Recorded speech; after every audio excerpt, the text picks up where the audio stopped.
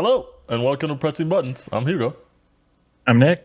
Another great week, another great episode coming at you, and we are back, baby. I think that's the second time I've said that in the last month after a 1 week hiatus. Yeah, we're back. Sorry. It's more like every other week, another great episode. Yeah. We might have to change the catchphrase if we keep doing this. But yeah, we're back. Sorry for the last minute no episode last week. It was a busy week for both of us. Nick with daddy duties and me just being tired. And Yeah, what was your excuse? I was tired. You're tired? Yeah, we kind of had our wires crossed and we just forgot. So honestly, I was just gonna say it. I can share my side of the story. yeah. But that's what Did I'm I saying. did I tell you did I tell you actually what happened? Well, I think you were looking at houses and then you just kind of forgot, and I didn't bring it up, right? What happened? Well, yeah, you came over on Saturday, right? Yeah. Just to like hang out and see the kid, and then maybe that was like the trigger in my mind that like That we did the my episode. time with Hugo weekend was like the box has been checked, so like I didn't think about it anymore. But then yeah, on Sunday, no, it was really because we had parents in town, so that was just an added level of chaos. No, but what happened was it was on Monday.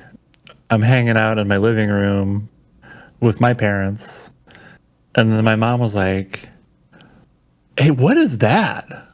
And I was like, "What?" And then she was pointing at the pressing buttons like The sign, the canvas, one that you yeah. have, yeah, the canvas. I have mine just kind of like resting like in my like windows. Yeah. And it was, it's just like this giant pink thing, and she was just like, "What is that?" I'm like, "Oh yeah, that's just the sign, for the podcast that we do." And then my dad's like, "Oh yeah, you've been doing that every week still?" And I'm like, "Yeah, we've been pretty good." I'm like, "Wait a minute." and then I texted you. I'm like, Did we forget to do an "Dude, episode? we just forgot. We just fucking forgot." So. Yeah. It happens, but I think that's the first time that we've just straight up forgot. Yeah. Every other episode But that we haven't done is either because it was a holiday or mid-year break that we do, yeah, or you had a baby. But this was just like we both forgot. And what's funny was I damn. told you before I left you that I was like, "Oh yeah, we're gonna record tomorrow," and then nope, forgot completely. But yeah, good thing your parents kind of reminded that the podcast that we do every week that we just didn't do this week. But yeah, sorry about that. It's just been busy too. It's the end of the year, a lot of things moving for both of us, so we kind of we're tired, but we also still like doing this podcast, so we're gonna continue. And enough about how dumb we are. Let's get to some video game news. And the first thing we want to discuss is that finally, our national nightmare is over. Activision Blizzard has been acquired by Microsoft. So, yay! The deal for the $69 billion deal that we actually discussed, I think it was like our first or second episode, which is funny, almost 2 years ago, finally went through. There's no immediate plans for any titles to go on Game Pass. They're gonna work on that. I believe they said that in about a year they'll have everything kind of moved over, and you'll see more titles going on there like Call of Duty and other stuff. Bobby Kotick will stay on as the CEO until the end of the year, until they decide to appoint somebody else, or maybe Phil Spencer will just be CEO for both.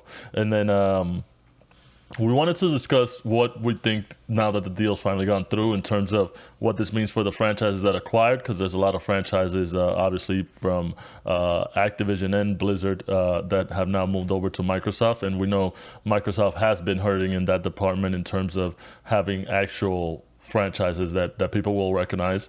On my end, I think it's still, until you see some actual progress of something, of them bringing back some beloved franchises like Spyro or Crash Bandicoot, which we were talking about, Tony Hawk Pro Skater. I don't know if people want that or something like that.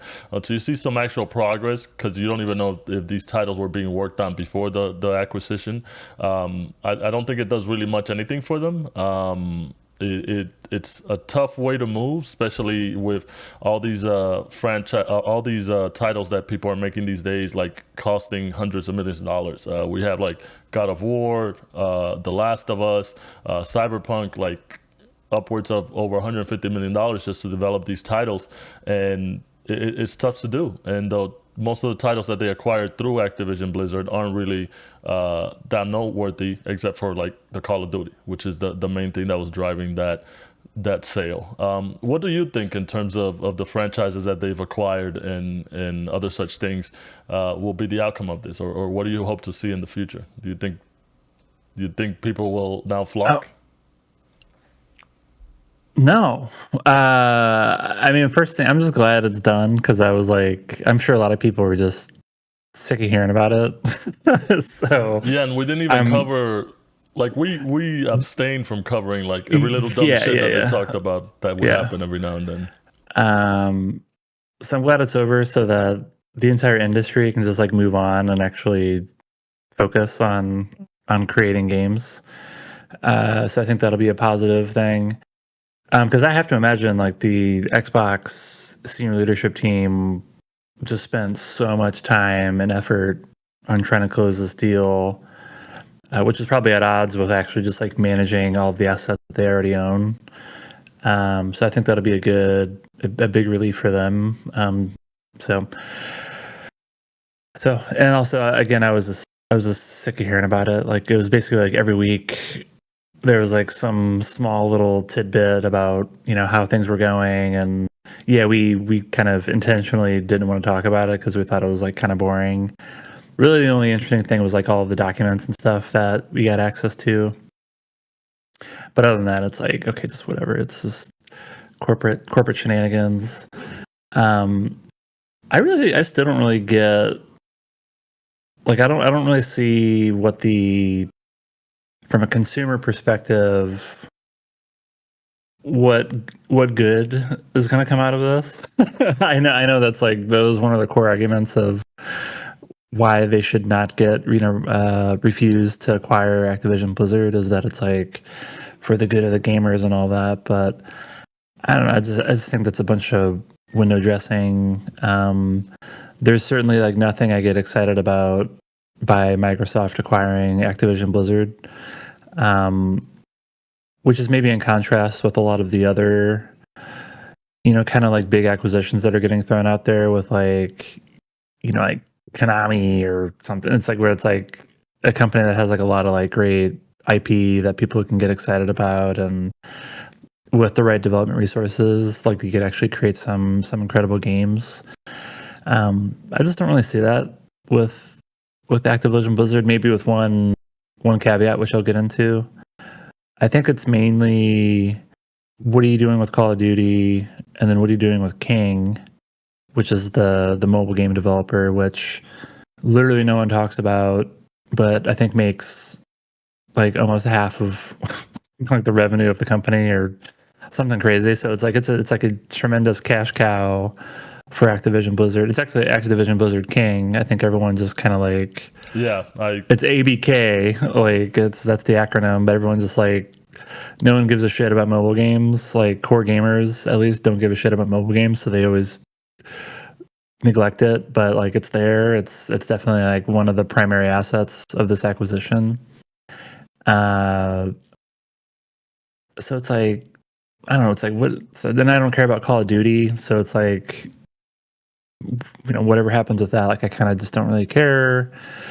Blizzard. So the caveat that I previously alluded to is it's really Blizzard, and it's like, is there some world where there's like a return to glory for Blizzard, which has kind of been on a bit of a downward spiral with a couple glimpses of good, but I think overall, like that the studio's been on a downward spiral. A lot of the core talent that made that studio great has left, and started other companies.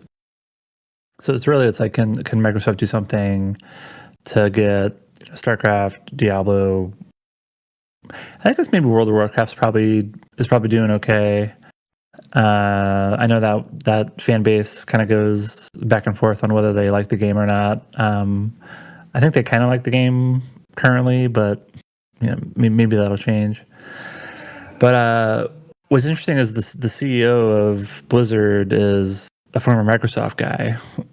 So it's like, is there something like now that he's going back to Microsoft, make it better for them, or was it because of like Activision corporate, like they were the ones that were like, holding Blizzard back from making better games? I don't know. So to me, it's maybe there's something interesting coming out of Blizzard that Microsoft can help address, but everything else that they acquired, I really like just don't care.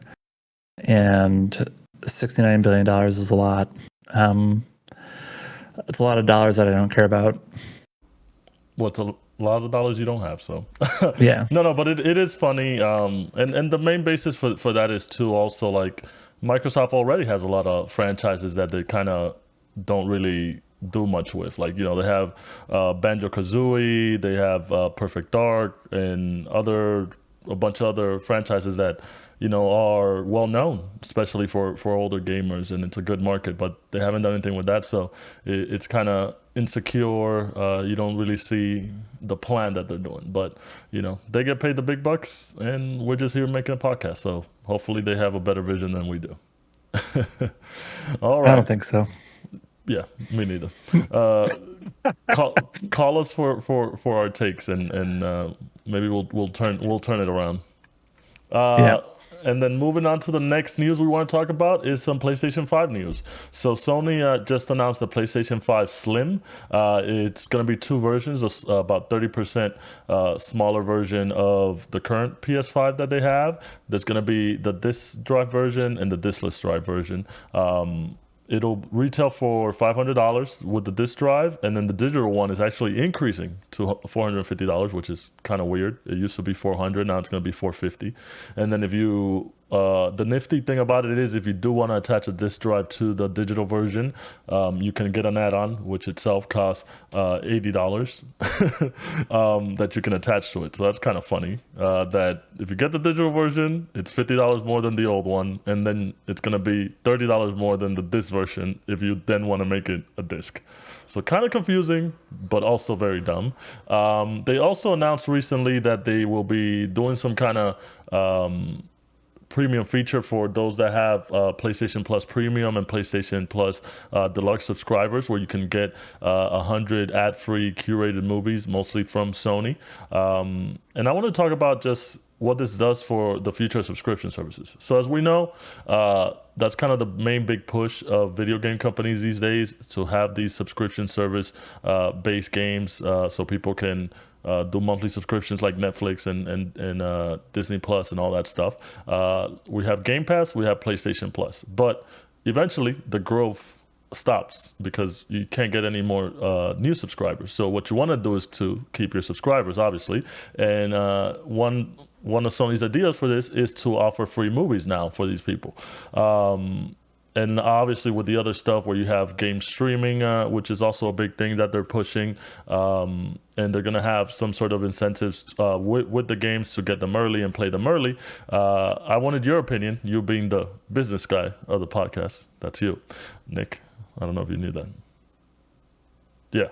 A lot of pressure. A lot of pressure. I wanted your opinion in terms of these things. Do you think this is enough to push people to kind of get into the subscriptions, the PlayStation Plus subscriptions or Game Pass subscriptions, or do they need some more bigger incentive? And what do you think that would kind of be?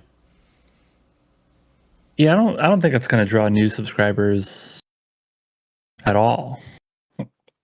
I think they're just looking for things that they can kind of bundle in, try to prop up the value proposition a little bit just to keep people subscribing. So it's like one of those things where when you're looking at like a subscription service and like what are all the things that you get, like they literally just want to have like one additional bullet point that says movies, so people are like, "Oh my god!" Like, Now with more movies.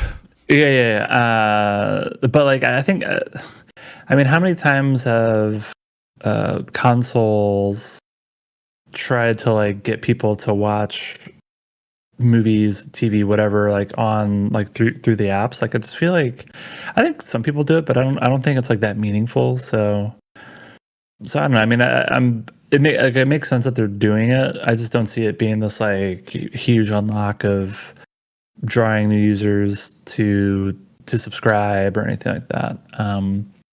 I would need to kind of more closely examine exactly which movies, like exactly which content is being made available, and what is the availability of that content on other existing subscription services, whether that's Netflix or Disney Plus or whatever. I don't think they're like making it exclusive to Sony. I think they're just like making it available if you already have the PlayStation subscription. So I don't know. So that's kind of where my head's at. I mean, how many have you watched content on the PlayStation before?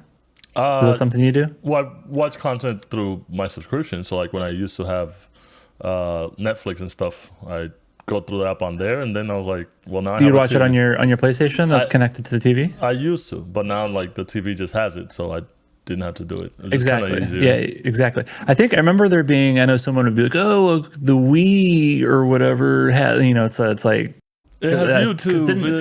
Didn't the Wii have like a Netflix that had like allegedly like a shit ton of watch time on it? And I'm like, yeah, that was like how long ago was that? Like all these subscription services are on every platform, and so I just feel like it's much different now. People generally are just watching most of the stuff natively on their television or just through a web browser, or phone, or whatever. So I don't know. I think it's. Did I already use the term window dressing earlier? I think I'm going to use it again. Yeah, I think I'm going to use it again. Like that. All this is, it's just like they want another bullet. Like when you're on the website and they're listing out all the stuff you get in the subscription, they just want another thing. And then I think over time, maybe there'll be some like music exclusive content from like Sony, Sony Music, so it's like they're just going to continue to figure out things that they already own. Did you hear that? Yeah, baby. That was that was my dog. That was my dog. I thought it was a baby. He's very upset. So yeah, I think it's just content bundling. I think it makes sense that they do it, but again, it's not going to be this like huge impact. Is kind of where my head's at. Yeah, and the main differentiator between Game Pass and PlayStation Plus is that Game Pass wants to give you that day and date new releases like they did with Starfield and whatever future releases they have for these big games, whereas PlayStation's motto or philosophy is they're going to keep those first party exclusives, their blockbusters, away from the service until later on, 6 months to a year, so they can maximize the profit that they gain from it. And only time will tell that this works out. And if it doesn't work out for Sony, I think maybe down the road they'll probably switch to that type of model where they'll offer those big first party titles. No, they're never going to do that. Right. Never going to do that. Never going to do it. Microsoft it's gonna go the other way around. You know what I like to do? I like to schedule events for either 5 years in the future or 10 years in the future to make a claim about which direction this is going to go, and then that'll remind us to see who was right. And you must have been right. And then not even just with the podcast. I'm talking about like I do that at work, like with job stuff all the time, and I've been 100% correct every time I've done this. So Microsoft is gonna be the one that moves. Like once they'll either be more selective around which titles they make day and date, but I think they'll move away from it being everything, or they'll meaningfully raise prices. Like I think something's gonna give eventually. Oh wow! And you already saw that with Starfield, right? Well. They raised prices, and then they also completely changed like all the discounts and things that they were doing to get people for new subscribers. So that pressure will continue every time there's like a very large that comes out. Oh, bold move, Cotton. We'll see if it works. Okay. The other thing, real quick, before we move on to the next news, is what do you think of the new PlayStation being mostly them focusing on digital? There are some reports, and I believe it got confirmed that Best Buy is kind of not doing physical releases anymore next year for like DVDs and stuff like that. And we've been moving to a more digital future. There's also talks of any future consoles that will be coming out in the future will also be mostly digital. Do you think this is the way forward? I know, as a fellow person who likes to physically have stuff and collect stuff, like, we always want to have the things that we own. We just don't want it to be out there in the digital world. Case in point, you have like Nintendo, where with all their digital stuff, there's a lot of games you can't get nowadays because they've gone digital, and then they shut down the store and you can't get them in the future because there's no physical copies. What do you think of that? Yeah, I mean, it depends on which country you're in. I think there's like different mixes of physical versus digital, but I don't have like the hard data off the top of my head, but I know in the US it's becoming like overwhelmingly digital. Uh, so I think this trend will continue. The Best Buy announcement was which you said, but just to kind of reiterate, that was just for like TV shows and movies Yeah, and and things like Blu-rays that. and stuff like that. But I think it does kind of tell you, I guess in your mind, like when do you think that business like died? Like that was probably like 5 to 10 years ago, The Blu-ray maybe and more. DVD. But yeah. Yeah, And that's but once you had and there was enough. Sorry, once you had enough like major streaming, because in the beginning it was only Netflix, so you didn't. That yeah was the only competitor. But now you have Disney Plus, you have HBO, and all that stuff. It's all streaming. So I think 5, 10. I would say 5 years ago, when you had more than one major streaming service, that's when it died. yeah, and and then there's like kind of like this like lag, right? Where like it's not going to be some like overnight thing where they just shut it all off. I mean, even with CDs, like that took forever for there to be like no CDs at Best Buys. So I think there'll be a lag period, and increasingly, I think physical will really just be more of like kind of like the people who really care about collectability.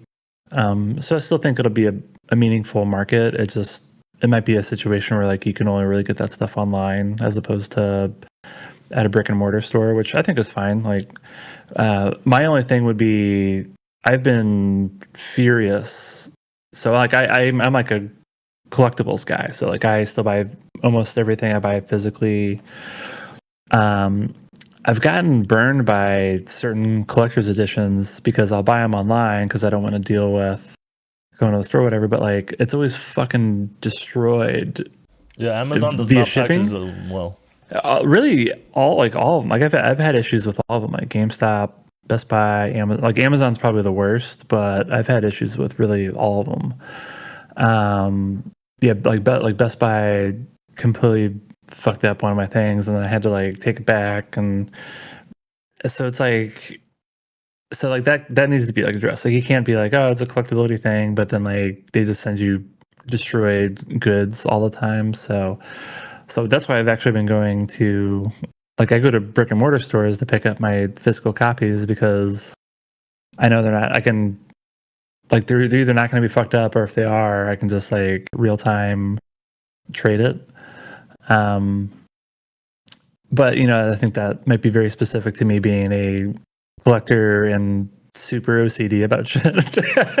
I think looking at the market more broadly, yeah, I think this is like going to be another 5 to 10 years. But I think this trend will continue. Physical releases, you'll see increasingly fewer of them, I think, in stores.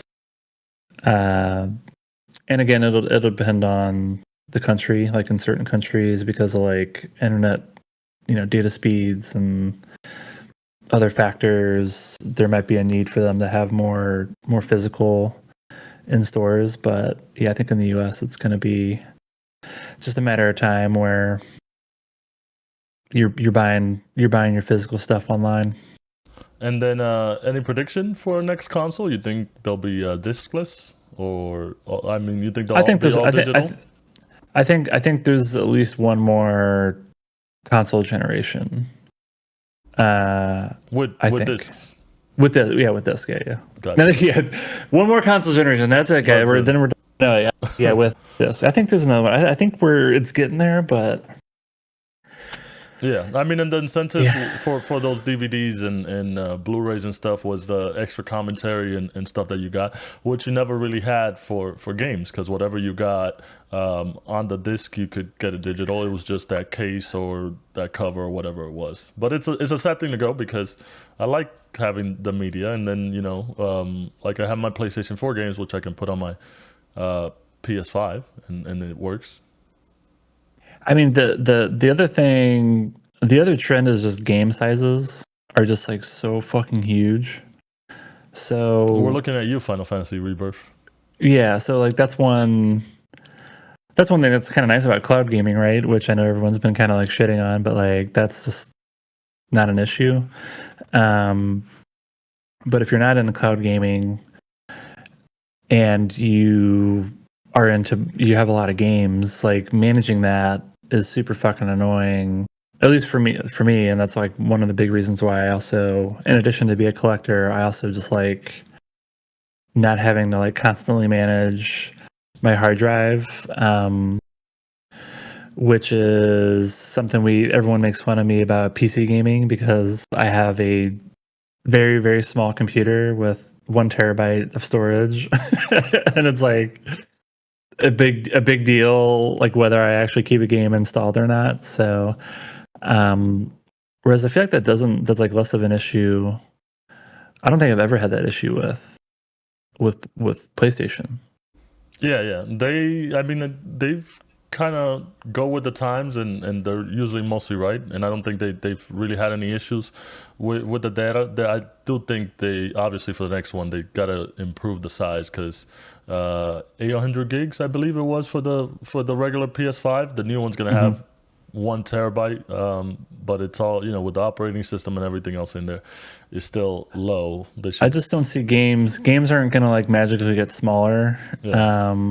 I think games are just gonna increase in complexity and asset sizes and things like that. So yeah, so that'd be another kind of a reason why, assuming that they can enhance the physical media to store all that stuff, like that would be another pro for why there's probably at least one more generation of consoles with physical storage. Gotcha. Yeah.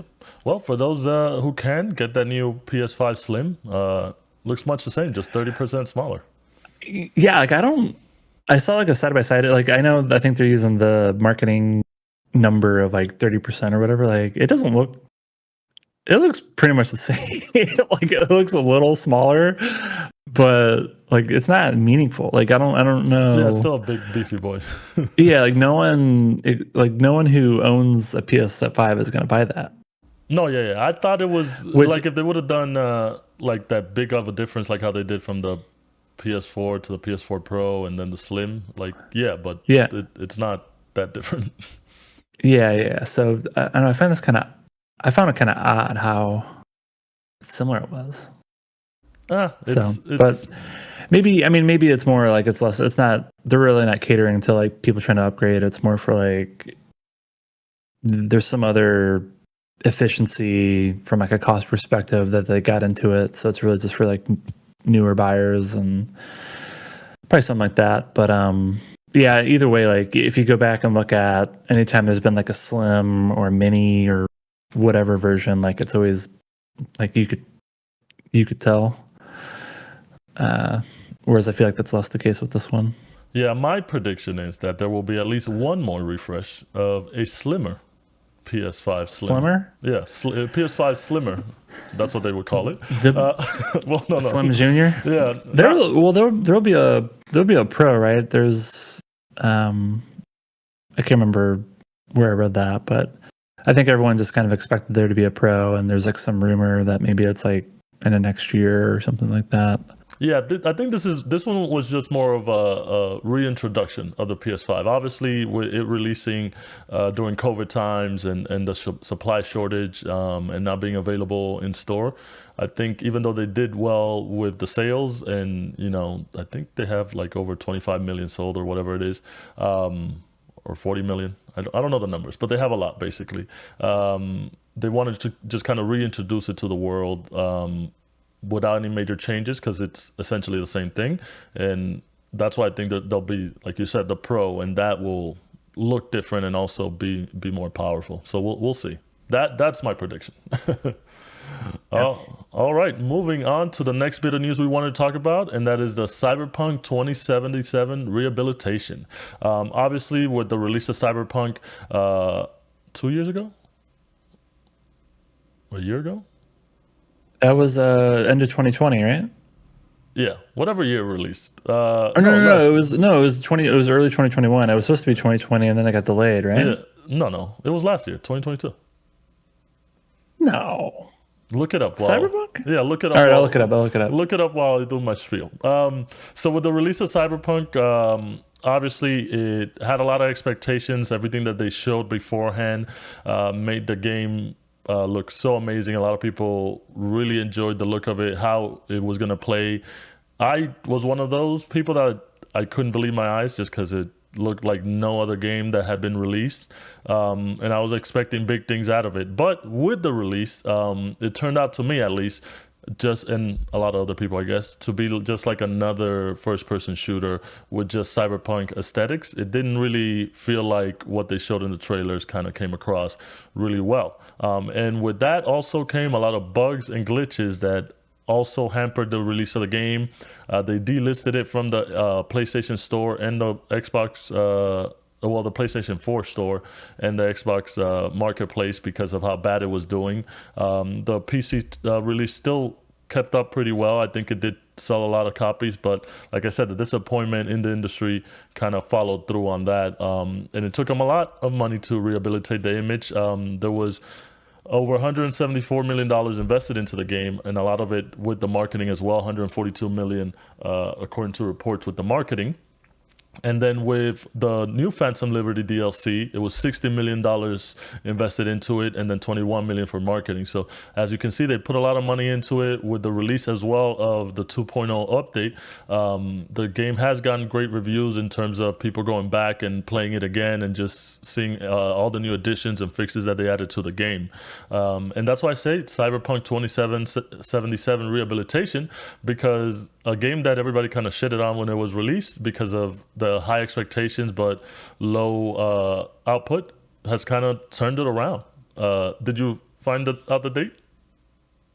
So I think we were both right. So for PC and like prior gen, that was December of 2020, and then it was like the PS5 and current gen came out in 2022.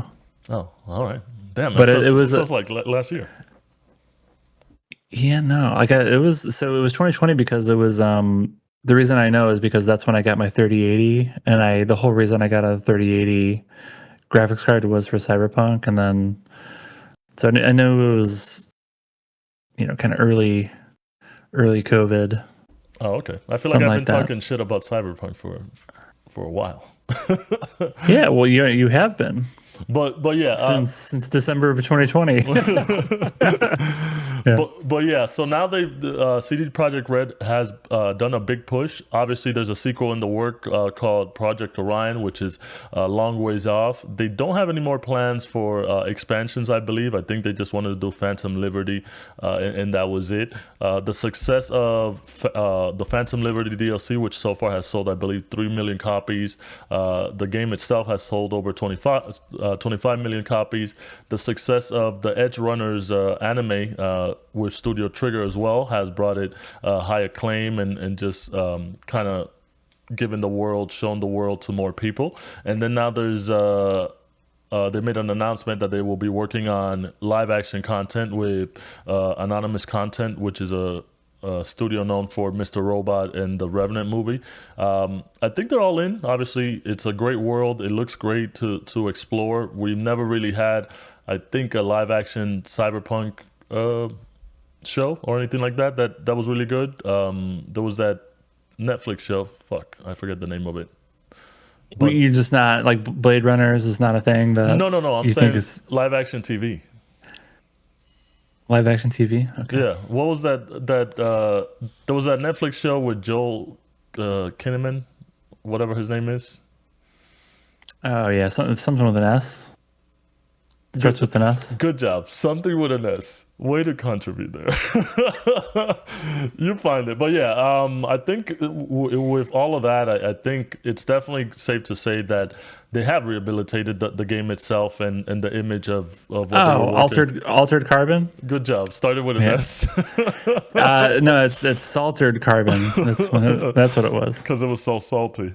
Yeah. What do you think? In your eyes, I know you haven't really gotten in because of the baby. I know you haven't really gotten into the 2.0 update or the DLC, but you really want to jump into it. And we had different views of the game, whereas I thought it under delivered on what it showed and was promised. I think you had more of a favor in it. What do you think No, of all this? I think it massively underdelivered, but okay. I still had a great time. Yeah. I still had a good time with it. But what do you think of all this, the resurgence of the game, and how well they made it, and then their plans for the future with all these other different types of media for it? Love it. I love a good comeback story. Final Fantasy 14, No Man's Sky. Oh, Like, I was gonna say you only know like one good comeback story. no, those are the two. Those are probably the two Yeah, biggest ones, right? yeah, Uh, so you like to see that. You like to see the developer like. Obviously, there was like a lot went wrong, but they like didn't give up, and they were able to figure out a way to improve the game and probably get it to something that was more closely aligned with what their original vision of the game was. So it's I think it's a net positive thing, but at the same time, I think part of your question was like, what are your thoughts on CD Projekt Red just in general now? Like, that's a tough, because I think they were definitely, before Cyberpunk, they were definitely like a fan favorite studio. They were very like pro gamer. They were always shitting on microtransactions, and then they had their own store, GOG, which I think was generally like a favorable, like from like an economics perspective, was like favorable to developers and publishers. So it's like, I think they built up a tremendous amount of goodwill in the industry, and they kind of like crushed that with the Cyberpunk release. I think there was a lot of kind of crunch stories coming out, and how it wasn't a great place to work. I don't know. I think I can't remember his name, but I don't know if the CEO or the president or whatever, but he stepped away from the company. So I wonder if that, and that was like maybe 6 months ago, 6 to 9 months ago, something like that. yeah. I don't know if that I tracks, remember. but yeah. So I don't know. I'm sure like not everything was just on this one guy, but maybe that's it's the head guy stepping away from the studio. Maybe that's like an inflection point for them to like try to reclaim all the goodwill that they previously had. And I think they've certainly been doing good with the new version of Cyberpunk and the DLC. So I think it's a good course correction. I don't think they've perfectly recovered by any means, but I think they've made some good steps for sure. Yeah, and I continue to be, again, and I think I was one of the outliers. Like, I loved the at launch of Cyberpunk. Like, I had a great time with it. Kind of ignoring all of the issues with the studio and all of that negative press. Like, I enjoyed the game, and I would have been excited for whatever the studio is going to pump out into the future. So yeah, I continue to be excited for their slate of titles that they've talked about. Yeah, and one thing I can say is at least the takeaway from the release of the Phantom Liberty expansion is that there was no controversy on its release. Like when Cyberpunk did release, besides the unfavorable reviews of the promises that they didn't deliver, I think there was also a lot of issues with crunch and, like you said, the morale of the team and the studios and their work and all that stuff. But with the DLC release, I don't think we've heard anything like that. So that kind of bodes well for the future and whatever they're working on, because I know they have moved on to the sequel, and they're also working on whatever Witcher stuff they're working on, and I think one more new IP which they haven't really announced. So we'll see how that tracks going forward. Huh? All right, so that does it for all the news for the week that we wanted to discuss. We're gonna move on to some closing thoughts. Almost messed that up. This is what. How did you mess that up, dude? It's a week. We missed a week. That's how I messed it up. We're gonna move on to some closing thoughts, guys. I'll start it off as always. You said closing thoughts. Yeah, they're gonna get the thoughts in here, man. For me, I haven't been doing a lot of gaming lately. It's kind of been a low period. I know there's so many games out there, but just kind of, I've been just tired, man. I'm a tired man. So Destiny season's over, kind of waiting on the Halloween content to come in, and I'll play some of that, but I haven't been playing a lot of that lately. I know the Discord misses this. I'll be back, guys. I'll be back. I did watch Ahsoka. I would say I'm still not like a crazy Star Wars person, but I do like watching the content and seeing different views, different eras and timelines. That's why I was such a big fan of Andor. With this one, you don't necessarily need to be watching to have watched Rebels or the Clone Wars, which Filoni kind of was continuing with Ahsoka and a lot of those characters. But I think you do miss a lot of that stuff if you miss a lot of things you don't understand if you never watched it, which is why I would always like read reviews afterwards. And to me, the show was very meh. Like, it didn't do anything for me, and also I don't think it moved any Star Wars story forward. So I don't know what they're doing, man. I don't know what they're doing with Marvel, and I don't know what they're doing with Star Wars, but it's gotten bad. It's gotten bad. I was just thinking that the other day. I was like, dude, like Marvel just died. Yeah. Like what and I think that's not that surprising. I think both me and you have talked about on this podcast pretty regularly just comic book movie fatigue, or maybe more for you were more specific, like Marvel fatigue. I think you're still hopeful on the DC universe, but I'm hopeful with that big old reset button. Let's go DC. Yeah. How was Blue Beetle again? It was bad. But the Flash, not so bad. Not as bad as people think. I mean, I think the Flash is great just because we got that meme of him shoving a baby in a microwave. Like that alone makes it worth it. But yeah, I was just thinking, I'm just like, dude, there would almost always be at least one movie I was excited about, and now it's just not like nothing. Like I don't even know what's going on.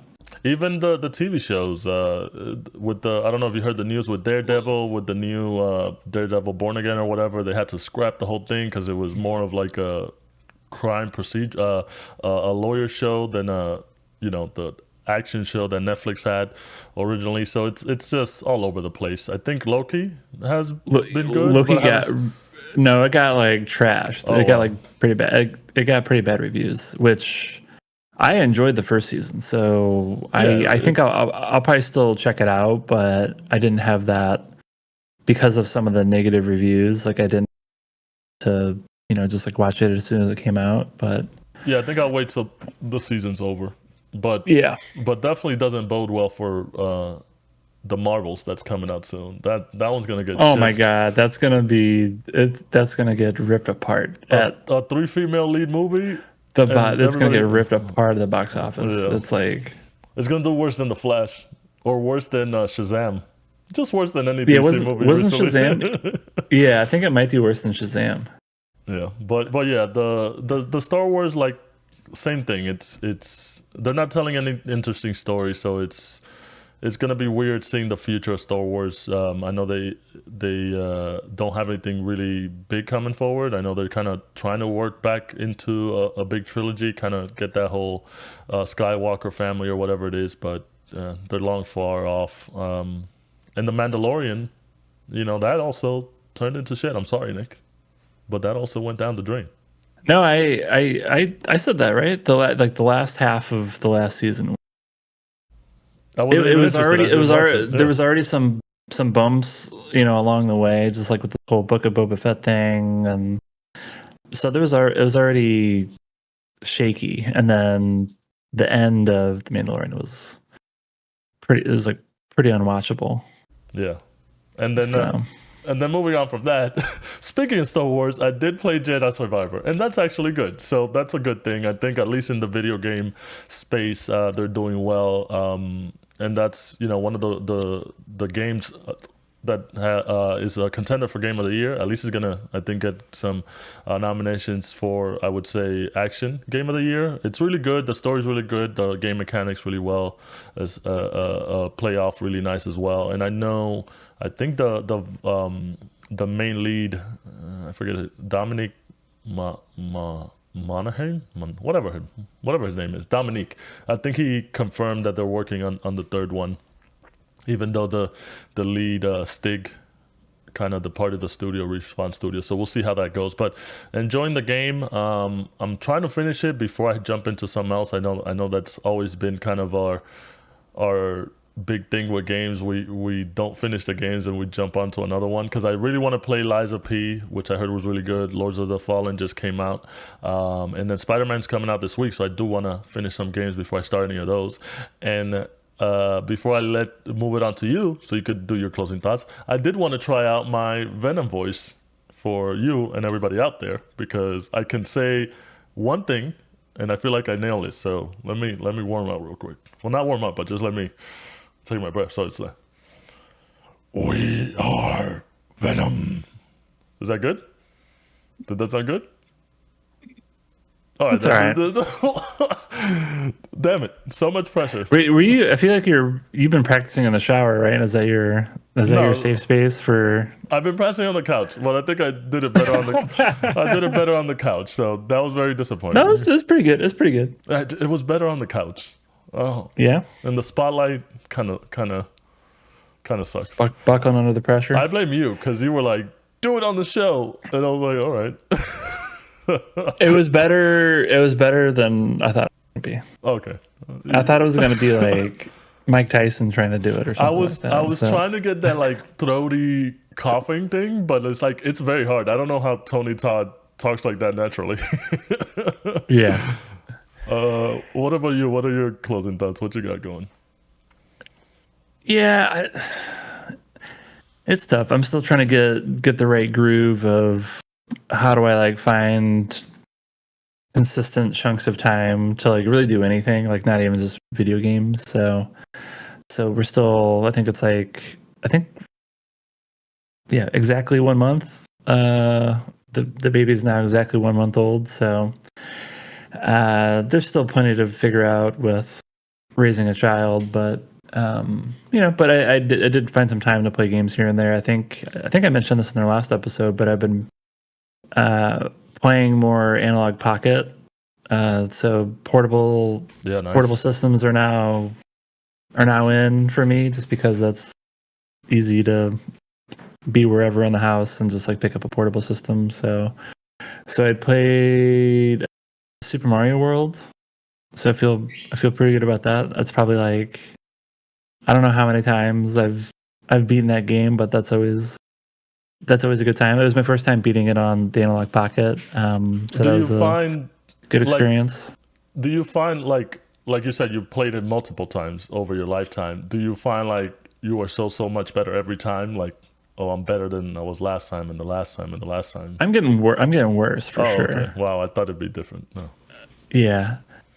Well, I think like maybe say like 10 years ago, I was like insanely good at platformer games. Like I basically like never died. Now it's like I'm dying. So, but I've played the game enough. I just know like all the tricks for like where to farm, power ups, and extra lives and stuff like that. So, but yeah, it's just a good. This is a great. It's the game's timeless, so you can always pick it up and do whatever and have a good time. So, and again, like it was. I think that was probably the most I've played my Analog Pocket. So I've had that for maybe like a year or so, and I would just kind of like pick up and play games here and there. But that was the first. I think that was the first game I kind of beat from beginning to end. I spent most of my time probably with Chrono Trigger. I just haven't beaten it yet, but that's also in the queue. So I think that's probably it. I did play Liza P just because it's free on Game Pass. For those of you in audio only, he used air quotes. Yeah. It's cool. Like I maybe only played like an hour, like 45 minutes to an hour. So like I basically got to like the first like big boss. The policeman? No, after the one after that. It's Okay. like there's like one kind of like almost in an arena or something like that. Like the clown? Yeah, I think it's like a big Yeah. clown Gotcha. thing. Okay. That was the Okay. demo then. Like the demo was up to that guy. Because Okay. I know you didn't play the demo, but yeah, good. Yeah, no, it's like a really clean, runs well. It's a Dark Souls. It's a Dark Souls game. I think it'll get more, nuanced and differentiated, like as I get deeper into the game. But basically playing through the demo, like it's a Dark Souls game for sure. But it's good. I just don't know if I don't know when I'll have the time to go deeper into it. I think that's the bigger Ooh, problem. So like yeah. I liked what I played. That's going to be tough to carve out the time to play it, particularly with Spider-Man 2 coming out next week. So And I or heard this week. I've been hearing. I mean, I know they haven't said anything about it, but I've been hearing some good things. Like it's good, and I think the reviews come out on Monday. We'll see. You gonna do lunch on Friday? You know my Friday lunch routine. No, I have You gotta a work. You job. gotta work or something. Yeah, You I got have a a job. job. Yeah. I don't know. I don't know what to tell you, man. But I meet up with other people who are working during the day for lunch. So it's just lunch. Yeah, but I can't just go wherever you're at and just to get lunch and then go get a video game and then what? Go back to work and not play the video game? Yeah. No, that's a sad existence. Okay. Well, that's what I'm gonna do. So, okay. uh, Have fun with your sad existence. No, yeah, but yeah, I wish I could do it too. yeah. And then just if in case anyone's interested, I've been doing this for basically ever since I moved back to New York. So maybe Yeah, I a think little so. over a year. Like any big game release, I go get katsu curry somewhere. So it's like that's my big lunch, and then I go buy the game after I have katsu curry. Shout out to Brooklyn Dad, who sometimes joins you on these Yeah, adventures. you got to have a little tradition for big titles. So that's what I do. I think that's pretty much it. And then the other thing for TV, I've been watching Gen V. How is that? I haven't caught any episodes, but I It's like the good. It's boys, fun. so okay. It's fun. Yeah, I feel like the boys are gonna like this. It's definitely more like I can't think of a good show because I don't watch these types of shows, but it's very much like high school, college relationship kind of TV, but it takes place in the boys' universe. It's also basically like, X-Men Academy. It's like kind of like that. So, but it's good. It's good. Like you should definitely, if you like the boys, watch the show. Like it's in the same universe. There's lots of call outs and crossovers with the boys show. I think it's like 4 or 5 episodes in. Yeah. I'm current, and then it's like it's picking up, so it's good. It's worth your time. Gotcha. Yeah, I was gonna wait a little bit until it was over, especially because I don't know if you saw the trailer for Omni-Man in Mortal Kombat. That In looks Mortal pretty, Kombat, yeah, that looks pretty dope. So maybe you'll get your Homelander wish pretty soon. We'll see. All right. I don't know. I still don't. You still won't get it. I just don't like the game. Yeah, the game is. I just really don't like the game. It's fine. We'll watch it. We'll watch it in competitions. Yeah, Yeah. that'd be cool. Yeah. All right. So that does it for us. We're glad to be back. We will try not to forget that we have a podcast.